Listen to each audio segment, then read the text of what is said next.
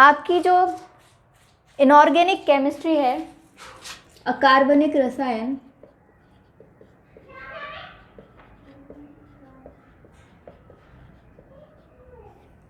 इसमें 5 यूनिट हैं। आज जो हम यूनिट पढ़ने जा रहे हैं वो है यूनिट सेकंड, जिसका नाम है संक्रमण धातु संकुलों में धातु लिगेंड बंध।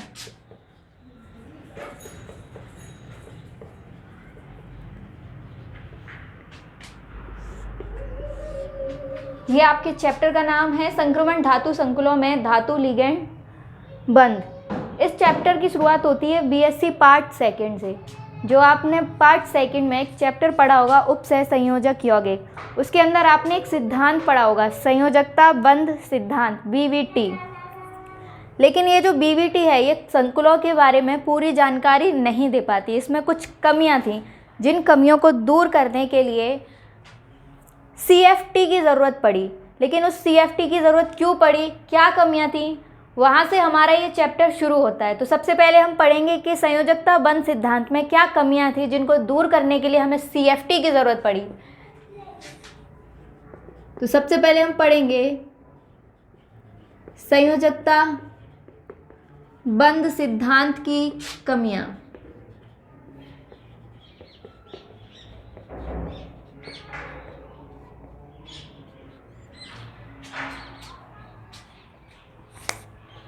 जब आपने बीवीटी पढ़ी होगी तो वहाँ आपने पढ़ा होगा कि कुछ कॉम्प्लेक्सेस की फॉर्मेशन जब हो रही थी तो उनमें इलेक्ट्रॉनों की पेयरिंग हो रही थी और कहीं पर इलेक्ट्रॉनों की पेयरिंग नहीं हो रही थी। तो ऐसा क्यों था, इसके बारे में बीवीटी हमें कोई जानकारी नहीं दे पाए। इसके अलावा हमारा जो लिगेंड है वो प्रबल क्षेत्र लिगेंड है या दुर्बल क्षेत्र लिगेंड है, उसके बारे में भी यह सिद्धांत कोई जानकारी नहीं देता। तो सबसे पहली कमी हम लिखेंगे इसकी,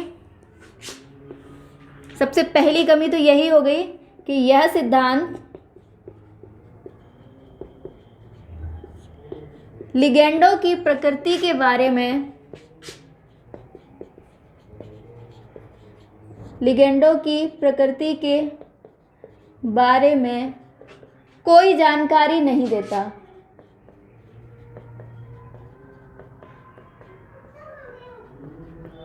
कोई जानकारी नहीं देता है।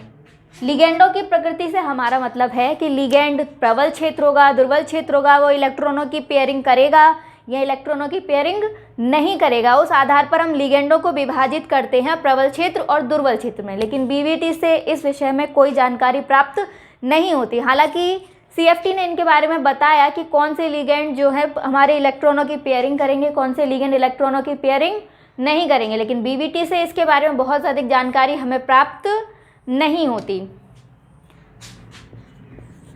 दूसरी कमी बीवीटी की यह रही कि ये सिद्धांतों, ये कॉम्प्लेक्सों के बनने के बारे में कोई जानकारी नहीं देता। यानी कि कॉम्प्लेक्स किस मैकेनिज्म से बना है, क्या क्रियाविधि है उनके बनने के पीछे, उसके बारे में यह सिद्धांत कोई जानकारी नहीं देता है। इसके अलावा जो हमारे संकुल बनते हैं उनके चुंबकीय गुण तथा उनकी टेम्परेचर डिपेंडेंसी, चुंबकीय गुणों की टेम्परेचर डिपेंडेंसी के बारे में भी यह सिद्धांत कोई जानकारी नहीं देता। तो हमारे इस सिद्धांत की दूसरी कमी है कि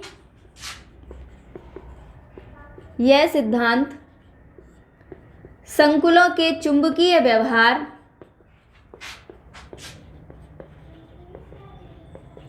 संकुलों के चुंबकीय व्यवहार तथा उनकी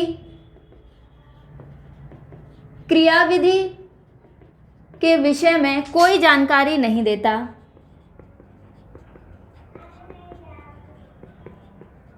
कोई जानकारी नहीं देता।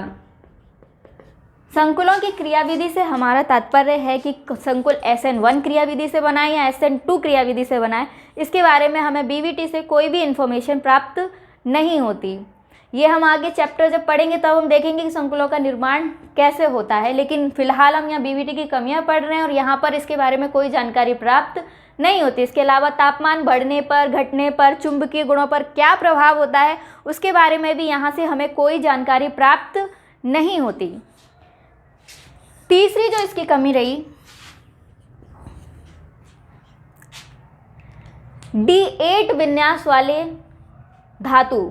जिन धातुओं में D8 विन्यास पाया जाता है, जैसे निकेल है, प्लेटिनम है और पैलेडियम है, इनके बारे में, इनके कॉम्प्लेक्सेस जो बनते हैं उनके बारे में बीवीटी से हमें कोई बहुत अधिक जानकारी प्राप्त नहीं होती। तो अगली कमी है D8 विन्यास वाले धातु संकुलों की व्याख्या बीवीटी द्वारा नहीं हो पाती। जब हम CFT पढ़ेंगे तब हम देखेंगे कि D8 विन्यास वाले धातु संकुल किस तरीके से बनते हैं, लेकिन बीवीटी से इसके बारे में कोई जानकारी हमें प्राप्त नहीं होती। चौथी इसकी कमी रही कि जब हमारे संकुल बनते हैं, संक्रमण धातु संकुल बनते हैं, तो उनका कुछ ना कुछ कलर रहता है, लेकिन वो कलर किस वजह से उत्पन्न होता है उसके बारे में हमें बीवीटी से कोई इन्फॉर्मेशन प्राप्त नहीं होती। तो चौथी कमी है संकुलों के रंगों की व्याख्या बीवीटी द्वारा नहीं हो पाती।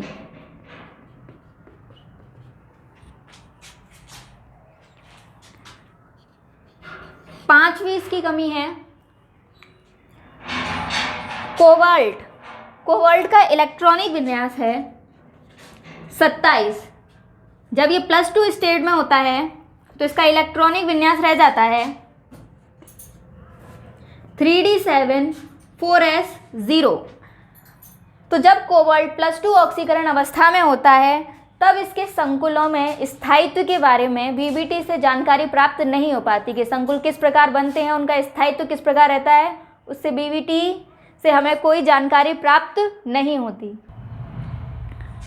हम पढ़ रहे थे कोबाल्ट +2 ऑक्सीकरण अवस्था में जो संकुल बनाता है उनके ऑक्सीकारक व्यवहार, उनका ऑक्सीकारक व्यवहार होता है या उनका अपचायक व्यवहार होता है, उसके विषय में हमें बीवीटी से जानकारी प्राप्त नहीं होती। इसकी व्याख्या हम करेंगे, सिर्फ CFT पढ़ेंगे कि क्यों कोबाल्ट के जो संकुल बनते हैं वो ऑक्सीकारक प्रवृत्ति के होते हैं या अपचायक प्रवृत्ति के होते हैं, लेकिन बीवीटी से इसके विषय में कोई जानकारी हमें प्राप्त नहीं होती। तो अगली कमी यही हो गई कि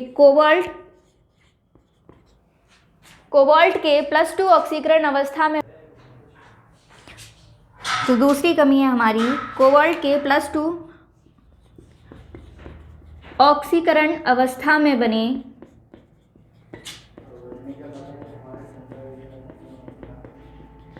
संकुलों की प्रकृति की व्याख्या इस सिद्धांत द्वारा नहीं हो पाती। इस सिद्धांत द्वारा नहीं हो पाती।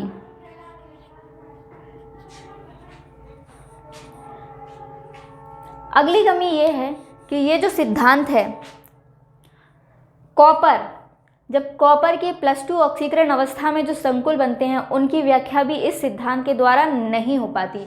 उनके शेप, उनका आकार कैसा होगा, वो किस तरीके के होंगे, समतल वर्गाकार होंगे, चतुष्फलकीय होंगे या अष्टफलकीय होंगे, उनकी व्याख्या भी बीवीटी के द्वारा करना बहुत मुश्किल होता है।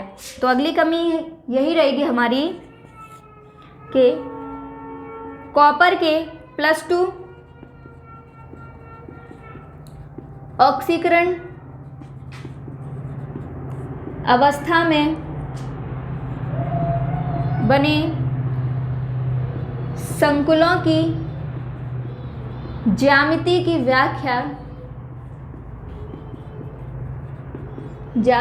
व्याख्या इस सिद्धांत द्वारा नहीं हो पाती।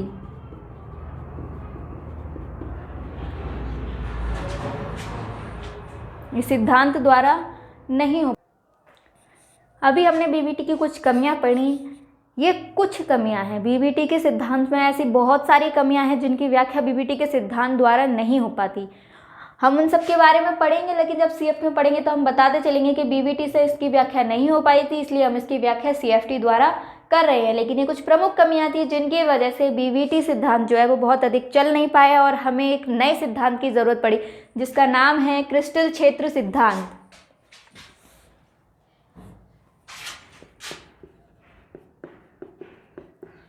क्रिस्टल क्षेत्र सिद्धांत,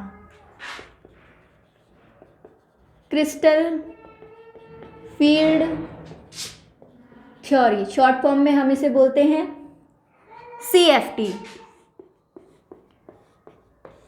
जब बीबीटी का निर्माण हो रहा था उसी समय सीएफटी का भी निर्माण हुआ था। हालांकि जब बीबीटी कुछ बातों को एक्सप्लेन नहीं कर पाया तब सीएफटी को हमने अधिक महत्व देना शुरू किया, क्योंकि जो संकुल बन रहे थे उनकी व्याख्या सीएफटी से अधिक बेहतर तरीके से हो पा रही थी। हालांकि सीएफटी का जो निर्माण है वो संकुलों के लिए ना होकर के आयनिक यौगिकों के लिए हुआ था, क्योंकि आयनिक यौगिक जो होते हैं वो हमारे क्या निर्माण करते हैं, क्रिस्टल का निर्माण करते हैं, और क्रिस्टल का निर्माण करते हैं और उन्हीं के ऊपर इसका अध्ययन किया जा रहा था। इसलिए इस सिद्धांत का नाम क्रिस्टल क्षेत्र सिद्धांत पड़ा। इस सिद्धांत का नाम क्रिस्टल क्षेत्र सिद्धांत क्यों पड़ा? क्योंकि इसका निर्माण जो किया गया था वो क्रिस्टलों के लिए किया गया था, यानी आयनिक यौगिकों के लिए किया गया था जो कि क्रिस्टलों का निर्माण करते हैं, क्रिस्टल जालक बनाते हैं, इसलिए इसका नाम भी क्रिस्टल क्षेत्र सिद्धांत पड़ा। लेकिन जब हमने यह सिद्धांत संक्रमण धातु संकुलों पर लगाया तो हमने देखा कि इस सिद्धांत के द्वारा उनकी बहुत सारी प्रॉपर्टीज़ की व्याख्या बहुत आसानी से की जा सकती है। इसलिए इस सिद्धांत को अधिक बीबीटी से अधिक महत्व दिया गया।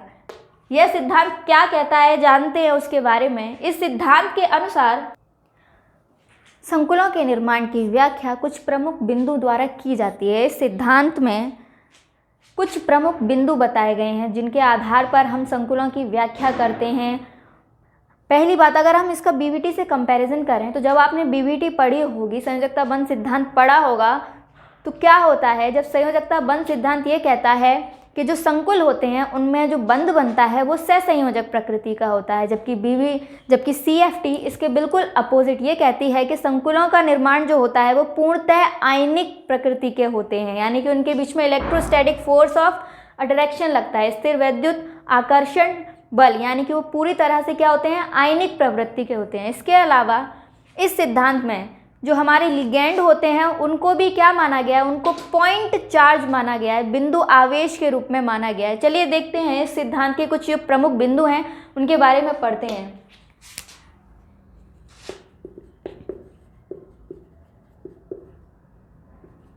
इस सिद्धांत के प्रमुख बिंदु निम्न प्रकार हैं। सबसे पहला,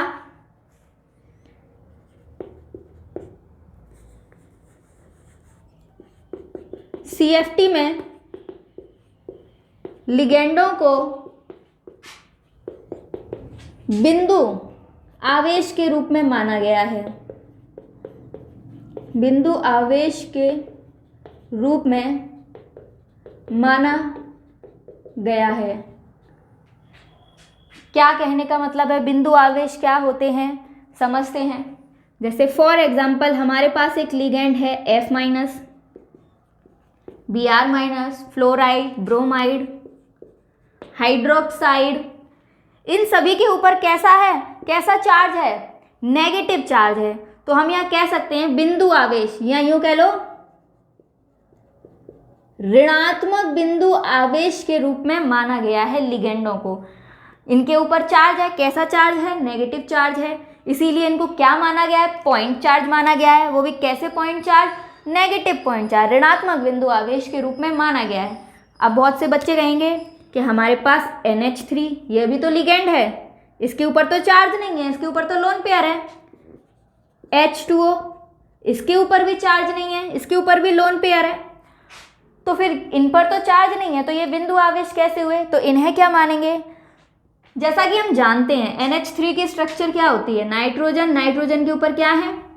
लोन पेयर हैं, और इससे 3 हाइड्रोजन जुड़े हुए हैं। क्योंकि हम जानते हैं नाइट्रोजन एक विद्युत ऋणात्मक तत्व है, इसकी विद्युत ऋणात्मकता ज़्यादा होती है, जिसकी वजह से ये इलेक्ट्रॉनों को क्या करता है? अपनी ओर आकर्षित करता है। यानी कि जो बंद के इलेक्ट्रॉन है वो किस पर लोकलाइज्ड रहते हैं? वो नाइट्रोजन की तरफ ज़्यादा लोकलाइज्ड रहते हैं, जिसकी वजह से इसके ऊपर पार्शियल नेगेटिव और इन तीनों हाइड्रोजन्स के ऊपर पार्शियल पॉजिटिव चार्ज आ जाता है। यानी कि जहाँ पर हमें दिख रहा है क्या बन गया, यहाँ पर डाइपोल बन गया, द्विध्रुव बन गया। इसीलिए, और जैसे ही द्विध्रुव बना इसके ऊपर चार्ज आ गए। चार्ज बहुत अधिक मात्रा में नहीं है, कंप्लीट चार्ज नहीं है, कैसे हैं? पार्शियल हैं, आंशिक चार्ज हैं, आंशिक आवेश हैं। इसीलिए इस तरह के जो लिगेंड होते हैं, NH3 रहा, H2O रहा, ये द्विध्रुव का निर्माण करते हैं। इसीलिए इस तरह के जो लिगेंड होते हैं उन्हें द्विध्रुव बिंदु आवेश माना गया। तो हम इसमें लिखेंगे कि उदासीन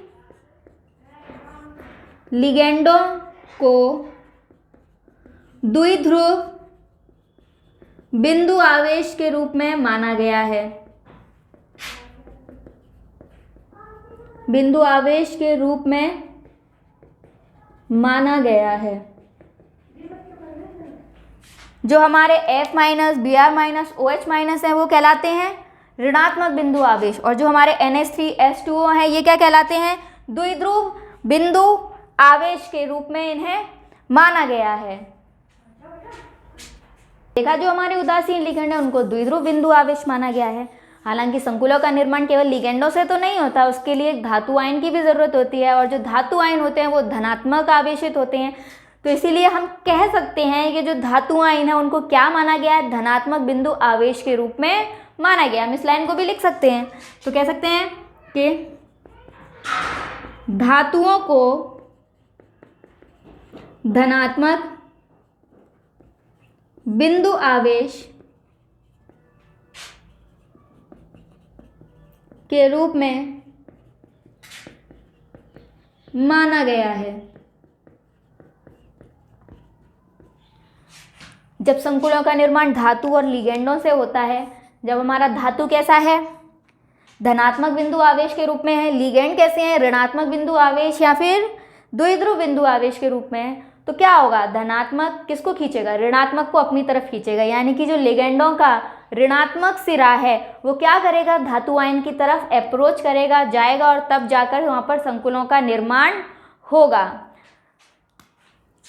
ये तो थी पहली बिंदु के, इसमें क्या माना गया है? जो हमारे लिगेंड हैं, धातु हैं, उन सभी को किसके रूप में माना गया है? बिंदु आवेश के रूप में माना गया है। अब दूसरी बात ये क्या कहता है? हम जानते हैं कि ये जो संकुलों का निर्माण है वो किससे होता है? संक्रमण धातु तत्वों से, और जो संक्रमण धातु तत्व होते हैं उसमें क्या होते हैं? d ऑर्बिटल होते हैं, क्योंकि d ऑर्बिटल्स के अंदर इलेक्ट्रॉन्स मौजूद रहते हैं, और पांचों की पांचों d ऑर्बिटल की एनर्जी कैसी होती है? एक समान होती है। पांचों d ऑर्बिटल्स क्या होते हैं? डीजेनरेट होते हैं। तो क्या होगा वहाँ पर?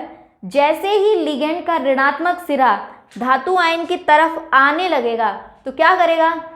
लिगेंड के पास क्या है? इलेक्ट्रॉन। जो धातु आयन है उसके पास भी क्या होंगे? या तो धातु होगा या धातु आयन होगा, उसके पास भी पहले से क्या मौजूद होंगे? इलेक्ट्रॉन मौजूद होंगे।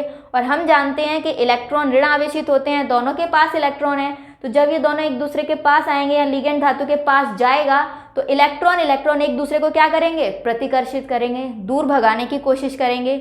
तो उस चक्कर में क्या हो जाता है कि ये जो पांचों d ऑर्बिटल होती हैं जो एक समान ऊर्जा स्तर पर होती हैं, उनकी डीजेनरेसी खत्म हो जाती है। यानी कि जो एक समान ऊर्जा स्तर पर थी वो वे टूट जाती हैं, 2 पार्ट्स में, 3 पार्ट्स में। वो हम देखेंगे आगे कि वो कैसे टूटती हैं। 2 पार्ट में टूटेंगी, T2G EG में टूटेंगी, या E और T2 में टूटेंगी, या फिर पांचों की पांचों d ऑर्बिटल अपना एक अलग अलग लेवल बना लेंगी। क्या होगा वो हम आगे देखेंगे। लेकिन फिलहाल यहाँ पर एक बात इतनी सी है कि जब लिगेंड धातु आयन की तरफ आता है तो जो धातु के पांचों d ऑर्बिटल होते हैं उनकी डीजेनरेसी जो है वो क्या हो जाती है? समाप्त हो जाती है, और वो कई भागों में टूट जाते हैं। तो हमारा जो अगला पॉइंट है वो यही है कि जब लिगैंड का ऋणात्मक सिरा धातु आयन के समीप आता है तो धातु आयन के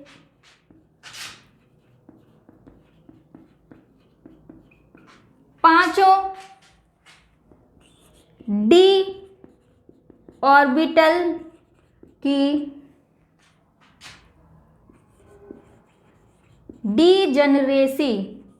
डीजनरेसी का मतलब है एक समान ऊर्जा स्तर पर होना। उनकी जो डीजनरेसी है वो क्या हो जाती है, समाप्त हो जाती है। कंफ्यूज ना हो डीजनरेसी वर्ड से। डीजनरेसी का मतलब होता है जब पांचों के पांचों एक ही ऊर्जा स्तर पर हो, पांचों की एनर्जी क्या हो, एक बराबर हो।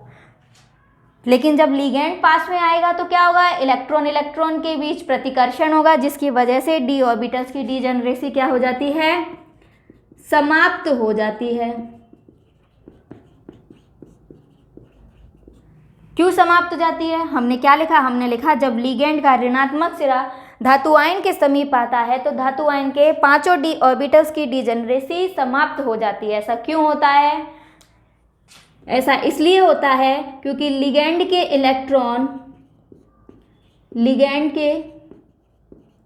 इलेक्ट्रॉन तथा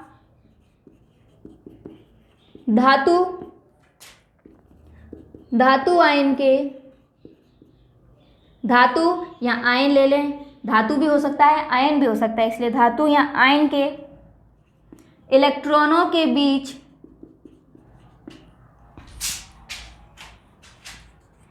प्रतिकर्षण के कारण डीजनरेसी समाप्त हो जाती है। कहने का मतलब है जैसे कि हमने बताया कि पांचों डी ऑर्बिटल्स की डीजनरेसी क्या हो जाती है, समाप्त हो जाती है। जैसे फॉर एग्जांपल हमने लिया कोबाल्ट +2 ऑक्सीडेशन में लिया, जब ये लिगैंड से जुड़ा हुआ नहीं है तो इसका विन्यास क्या होगा, 3d7 4s0 आएगा इसका विन्यास। इसके आगे भी इलेक्ट्रॉन्स होते हैं लेकिन वो हमारे क्या होते हैं, कोई एक इनर्ट गैस होती है उसके बराबर होते हैं, उनको हम नहीं लिखते, ज़्यादातर हम नॉर्मली हम इसी तरीके से लिख लेते हैं शॉर्ट में। तो कितना विन्यास है, 3d7 4s0, यानी कि डी ऑर्बिटल हैं। डी ऑर्बिटल में हम जानते हैं डी ऑर्बिटल में कितने होते हैं, 5 होते हैं। एक होती है dxy dyz dzx dx² - y², और एक है हमारे पास dz², यानी कि हमारे पास कितने डी ऑर्बिटल हैं, 5 डी ऑर्बिटल हैं। अभी पांचों की पांचों कैसे ऊर्जा स्तर पर हैं, सेम ऊर्जा स्तर पर हैं, सभी की एनर्जी क्या है, बराबर है। यहाँ इलेक्ट्रॉन भर देंगे 1 2 3 4 5, किसके नियम के अनुसार भरेंगे, आपने पढ़े होंगे अफबाउ का नियम, पाउली का नियम, उन सभी नियमों का पालन करते हुए हम इलेक्ट्रॉन भरते हैं। हुंड का नियम पढ़े होंगे आप सभी ने पिछली क्लासों में, उनके अनुसार भरेंगे। 5 इलेक्ट्रॉन भरे जा चुके हैं, 6 और ये हो गए 7। अभी तो ये पांचों के पांचों डी ऑर्बिटल्स कैसी हैं, ये हैं डी जनरेट, यानी कि एक समान ऊर्जा की हैं। लेकिन धीरे धीरे क्या होगा, लिगैंड इसके पास आएगा, एक पॉइंट ऐसा आएगा कि इसकी एनर्जी जो होगी वो क्या होगी, जैसे जैसे लिगैंड पास आएगा इलेक्ट्रॉन प्रतिकर्षित करेंगे तो पहले तो एनर्जी क्या होगी, बढ़ेगी। फिर एक पॉइंट ऐसा आएगा बड़ी, अभी भी ये क्या है, ये हाइपोथेटिकल कंडीशन है, ये पूरी प्रॉपर कंडीशन नहीं है। इसके बारे में हम आगे जब हम आपको और जब संकुल बनेंगे, अष्टफल के संकुल, चतुष्फल के संकुल, उसमें कैसे बनते हैं, डी ऑर्बिटल कैसे टूटती हैं, वहाँ हम एक्सप्लेन करेंगे कि इस स्टेट को क्या कहते हैं, जब सारे के सारे पांचों के पांचों डी ऑर्बिटल जो हैं उनकी ऊर्जा बढ़ गई है और फिर भी सभी समान स्तर पर, इस स्टेट को क्या कहते हैं और ये क्यों बनती है, तब एक्सप्लेन करेंगे। फिर क्या होगा, एक पॉइंट ऐसा आएगा कि ये पांचों के पांचों डी ऑर्बिटल्स क्या होंगे, टूट जाएंगे, ये टूट गए। ये जो सेट है ये कहलाएगा T2G और ये कहलाएगा Eg। 3 ऑर्बिटल्स नीचे हैं तो ये 2 ऑर्बिटल्स ऊपर हैं, और ये जो बीच में होता है ये होता है हमारा बैरी सेंटर। ये बैरी सेंटर क्या होता है, किसकी एनर्जी कितनी कम हुई कितनी बढ़ेगी, ये सभी हम आगे आने वाले लेक्चर्स में पढ़ेंगे। अभी आपको केवल एक आइडिया देने के लिए है कि डीजनरेसी कैसे समाप्त होती है। हमने देखा कि पांचों के पांचों डी ऑर्बिटल्स क्या हैं, एक समान ऊर्जा स्तर पर हैं, लेकिन जैसे जैसे लिगेंड पास में आते गए, इलेक्ट्रॉन इलेक्ट्रॉन के बीच प्रतिकर्षण हुआ, तो ये डी ऑर्बिटल जो है वो 2 भागों में विभाजित हो गई, यानी कि इसकी एनर्जी क्या हो गई, कुछ डी ऑर्बिटल्स की एनर्जी घट गई, कुछ डी ऑर्बिटल्स की उतनी ही एनर्जी क्या हो गई, बढ़ गई, 2 पार्ट्स में टूट गई, T2g और Eg, यानी कि इसकी डीजनरेसी जो थी वो समाप्त हो गई। तो कहने का मतलब ये था कि जब लिगेंड पास में आते हैं धातु आयन के, तो डी ऑर्बिटल्स की जो डीजनरेसी है वो क्या हो जाती है, समाप्त हो जाती है। ठीक है, तो डीजनरेसी समाप्त होने से तात्पर्य हमारा यही था। तो हमने जो पॉइंट लिखा था उसमें लिखा था डीजनरेसी समाप्त हो जाती है, डी ऑर्बिटल कई भागों में विभक्त हो जाती है, जिससे क्या होता है लिगेंड और मेटल के बीच। हाँ, एक बात और ध्यान रखिएगा कि ये जो लिगेंड और मेटल के बीच इंटरेक्शन हो रही है, ये जो प्रतिक्रिया हो रही है आपस में, ये कैसे होती है, पूरी तरह से आयनिक होती है, क्योंकि ये हमारा जो धातु है उसको हमने क्या माना है, धनात्मक पॉइंट चार्ज माना है, लिगेंड को क्या माना है, ऋणात्मक पॉइंट चार्ज माना है, और धनात्मक चार्ज क्या करेगा, ऋणात्मक चार्ज को अपनी ओर आकर्षित करेगा, यानी कि इनके बीच में जो बंध बनेगा वो पूरी तरह से क्या होगा, आयनिक होगा, और इनके बीच में मेटल और लिगेंड के बीच में क्या कार्य करेगा, स्थिर वैद्युत बल कार्य करेगा। तो इसका तीसरा पॉइंट क्या है, तीसरा पॉइंट हम कह सकते हैं कि CFT के अनुसार धातु तथा लिगेंड के मध्य बंध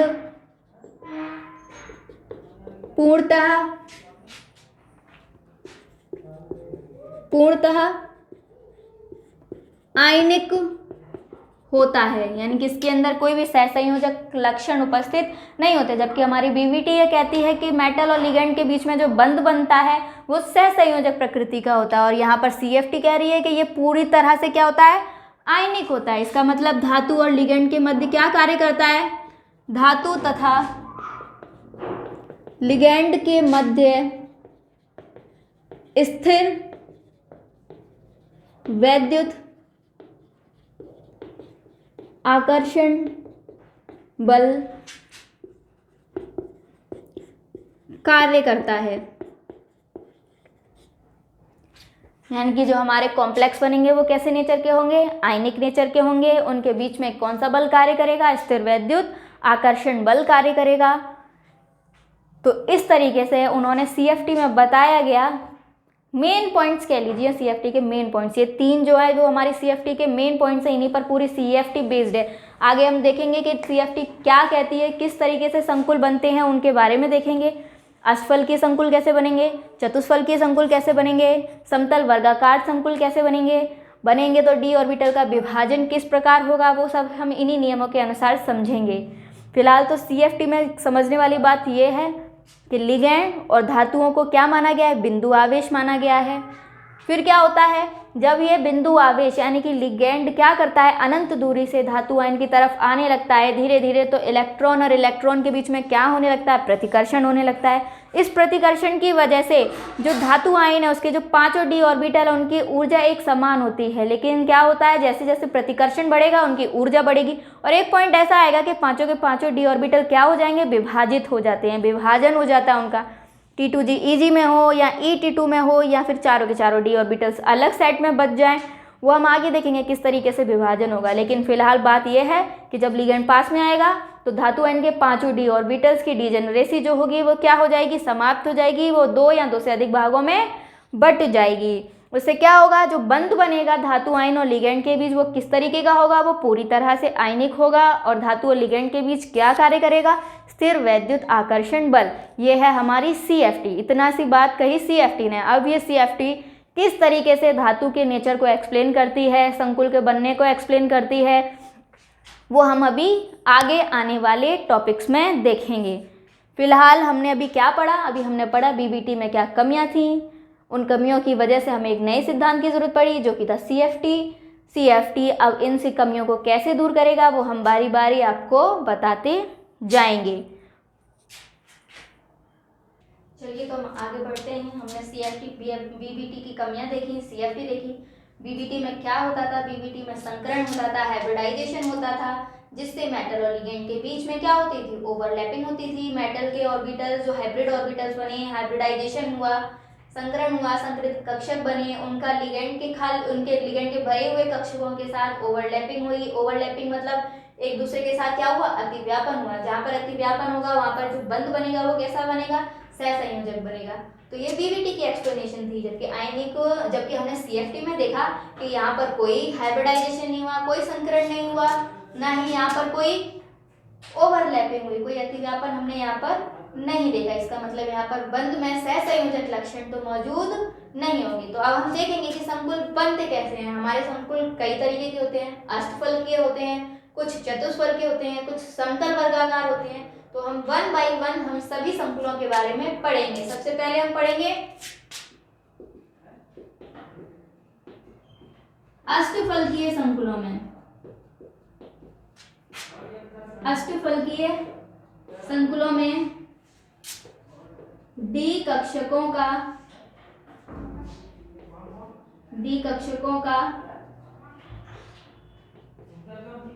विभाजन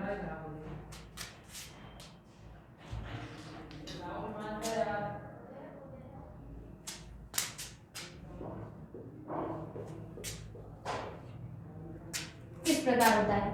अष्टफलकीय संकुल क्या होते हैं? अष्टफलकीय संकुल वो होते हैं जिनमें एक धातु आयन के चारों तरफ से 6 लिगेंड घेरे हुए होते हैं। फॉर एग्जाम्पल हमने कॉम्प्लेक्स लिया CONH3 का होल 6 पॉजिटिव। ये संकुल कैसा कहलाएगा? ये संकुल कहलाएगा अष्टफलकीय। अष्टफलकीय इंग्लिश में बोलते हैं इसे ऑक्टाहेड्रल, शॉर्ट में रिप्रेजेंट करेंगे OH से। तो ये क्या है? एक अष्टफलकीय कॉम्प्लेक्स है, यानी कि इसमें एक मेटल है। कौन है? कोबाल्ट है। ऑक्सीकरण अवस्था क्या है इसकी? +2 है। हमारे पास 6 अमोनिया लिगेंड है। अब ये जब मेटल की तरफ आएंगे तो यहाँ पर डी ऑर्बिटल कैसे विभाजित होगी वो हम देखेंगे।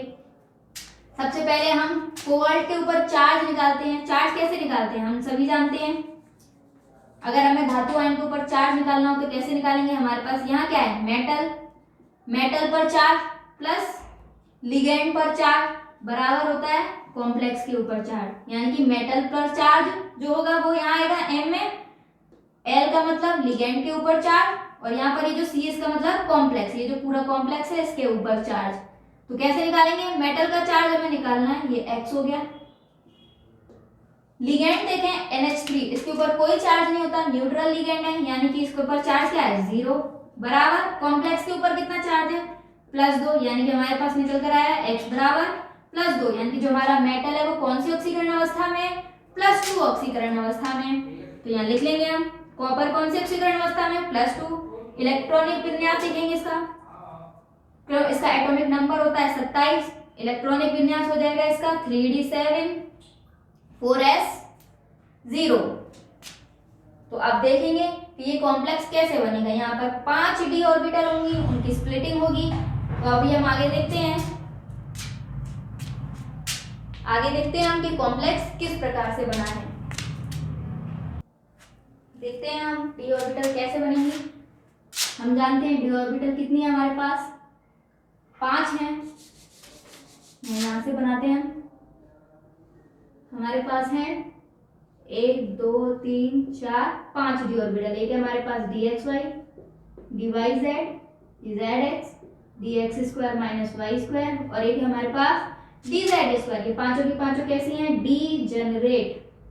डीजनरेट मतलब एक समान ऊर्जा है सभी की, अभी इनमें कोई विभाजन नहीं हुआ है, सबकी एनर्जी सेम है। इलेक्ट्रॉन जो जाएगा वो सभी से सभी एनर्जी लेवल्स में बराबर की ऊर्जा का अनुभव करेगा। इसके बाद क्या होगा? धीरे मान लो हमने माना कि कोई लिगेंड है जो अनंत दूरी से धातु आयन के करीब आ रहा है। शुरुआत में हम ऐसा मानते हैं कि जो लिगेंड आ रहे हैं वो धातु आयन को चारों तरफ से स्फेरिकली घेरे हुए हैं। अगर वो चारों तरफ से स्फेरिकली घेरे हुए होंगे धातु आयन को तो क्या होगा? डी ऑर्बिटल्स की एनर्जी बढ़ेगी। क्यों बढ़ेगी? क्योंकि इलेक्ट्रॉन्स मौजूद है, कुछ ना कुछ इलेक्ट्रॉन्स होंगे यहाँ पर डी ऑर्बिटल्स में, उनमें इलेक्ट्रॉन्स होंगे, लिगेंड के इलेक्ट्रॉन्स इनको प्रतिकर्षित करेंगे, उस प्रतिकर्षण की वजह से इसकी एनर्जी बढ़ेगी।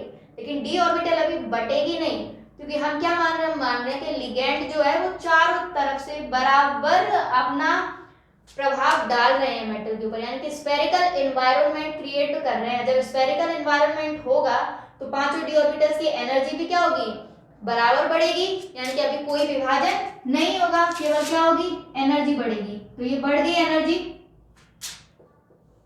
पांचों डी ऑर्बिटल्स अभी भी क्या है, डीजेनरेट है। ये हो गई d x y, d y z, d z x, d x square minus y square, और ये हमारे पास डी जेड स्क्वायर। अभी भी पांचों के पांचों डी ऑर्बिटल्स क्या है, डीजेनरेट हैं। लेकिन ये जो स्थिति है, इस स्थिति को कहा जाता है, क्या कहा जाता है, हाइपोथेटिकल। हाइपोथेटिकल मतलब काल्पनिक। ये जो स्थिति है ये क्या है, ये काल्पनिक है, ऐसा नहीं होता है एक्चुअल में। कभी भी लिगेंड स्फेरिकली मेटल आयन को चारों तरफ से नहीं घेरते हैं, क्योंकि अगर ऐसा होगा तो फिर उनमें विभाजन क्यों होगा, फिर तो चारों डी और पांचों के पांचों डी ऑर्बिटल्स पर सेम रिपल्शन लगेगा, सेम रिपल्शन लगेगा, तो क्या होगा, सेम लेवल में उनकी एनर्जी बढ़ेगी, तो फिर वो टूटेंगे ही नहीं। तो ये कंडीशंस क्या है हमारे पास, हाइपोथेटिकल कंडीशन है। अभी भी पांचों की पांचों डी ऑर्बिटल्स क्या हैं, डीजेनरेट हैं। All the 5 d orbitals are degenerate. पांचों के पांचों डी ऑर्बिटल्स आर डीजेनरेट। फिर क्या होगा, फिर एक कंडीशन ऐसी आएगी, एक कंडीशन ऐसी आएगी कि ये जो डी ऑर्बिटल है वो दो भागों में टूट जाएगी। एक कहलाएगा हमारे पास Eg, दूसरा कहलाएगा हमारे पास T2G, और ये जो बीच में है इसे बोलते हैं हम बेरी सेंटर। इसे क्या बोलते हैं हम, बेरी सेंटर। इसी के रेस्पेक्ट में हम एनर्जी को देखते हैं। माफ कीजिएगा, थोड़ा सा कैमरे का एंगल चेंज हो गया था, इसलिए आपको एक ऑर्बिटल नहीं दिख रही थी। अब आपको क्लियरली दिख रही होगी कि जो डी ऑर्बिटल थी, पांचों डी ऑर्बिटल्स वो किसमें टूट गई हैं, T2G और Eg में विभाजित हो गई हैं। डी ऑर्बिटल्स का विभाजन हो गया है। और यहाँ से यहाँ तक का ये जो पूरा गैप है, ये जो स्प्लिटिंग हुई, इसको प्रदर्शित करते हैं हम किससे, डेल्टा से। और क्योंकि ये अष्टफलकीय संकुल है इसलिए यहाँ पर हम लिखेंगे डेल्टा O, यानी कि इन दोनों के बीच में जो एनर्जी गैप रहेगा उसको क्या बोलेंगे, डेल्टा O बोलेंगे। और ये जो लिगेंडों के समीप आने से धातु आयन के जो डी ऑर्बिटल्स में ये जो विभाजन हुआ है, इसी को कहा जाता है क्रिस्टल क्षेत्र विभाजन या विपाटन भी कहते हैं हम इसे। तो हम यहाँ लिखेंगे, तो हमने देखा डीजेनरेट थे पांचों डी ऑर्बिटल्स। फिर जो हमारे जो लिगेंड हैं वो स्फेरिकल एनवायरनमेंट में मेटल को घेरे हुए हैं, तो पांचों डी ऑर्बिटल्स की एनर्जी बढ़ी। फिर क्या हुआ, एक पॉइंट ऐसा है जब लिगेंड बिल्कुल पास आ गए तो क्या होगा, डी ऑर्बिटल्स दो भागों में टूट जाएगी, T2G और Eg में। यहाँ पर हम क्या मानते हैं कि हमने जो बेरी सेंटर की एनर्जी ली है वो इसकी एनर्जी के इक्वल लेवल पर ली है, यानी कि वैसे इसकी एनर्जी जीरो नहीं होती है, क्योंकि हमें आगे कैलकुलेशन करती है तो हम इस बेरी सेंटर की एनर्जी को क्या मान लेते हैं, जीरो मान लेते हैं। होती नहीं है जीरो, केवल एक अजम्पशन है कि हम इसकी एनर्जी को क्या मान लेते हैं, जीरो मान लेते हैं। और इसके रेस्पेक्ट में हम देखते हैं कि इसकी एनर्जी घटी है या बढ़ी है, या इनकी एनर्जी घटी है या बढ़ी। हम देखते हैं कि बेरी सेंटर की एनर्जी जीरो है, तो यहाँ पर जो है इनकी एनर्जी क्या हुआ, बेरी सेंटर से नीचे में कम है, यानी कि इनकी जो भी एनर्जी कम रहेगी वो किस में आएगी, नेगेटिव में आएगी। ये बेरी सेंटर से ऊपर है तो इसकी जो भी एनर्जी आएगी वो पॉजिटिव में आएगी। वो हम आगे देखेंगे जब हम CFSE की कैलकुलेशन करेंगे अष्टफलकीय संकुलों के लिए, तब हम देखेंगे कि कितनी एनर्जी गैप होता है इनके बीच में। ठीक है, अभी तो हमने देखा कि डी ऑर्बिटल का विपाटन कैसे होता है। अब यहाँ पर हम देखेंगे लिगेंडो द्वारा डी कक्षकों के विपाटन को क्रिस्टल क्षेत्र विपाटन कहते हैं। क्रिस्टल क्षेत्र विपाटन यानी कि क्रिस्टल फील्ड स्प्लिटिंग। ये जो क्रिस्टल फील्ड स्प्लिटिंग हुई, ये जो गैप आया डेल्टा ओ, ये एक जैसा नहीं होता है। ऐसा नहीं कि कोई भी लिगेंड आएगा और जब ये डी ऑर्बिटल विभाजित होंगी तो सेम गैप में होंगी ना, अलग अलग लिगेंड का अलग अलग इफेक्ट होता है। कुछ लिगेंड इसको गैप को बढ़ा देते हैं, कुछ लिगेंड इस गैप को कम ही रखते हैं, यानी कि उनके पास इतनी एनर्जी नहीं होती कि वो उतना ज़्यादा गैप क्रिएट कर सकें। वो हम आगे पढ़ेंगे, उसी आधार पर हम लिगेंडों को कहेंगे स्ट्रॉन्ग फील्ड लिगेंड या वीक फील्ड लिगेंड।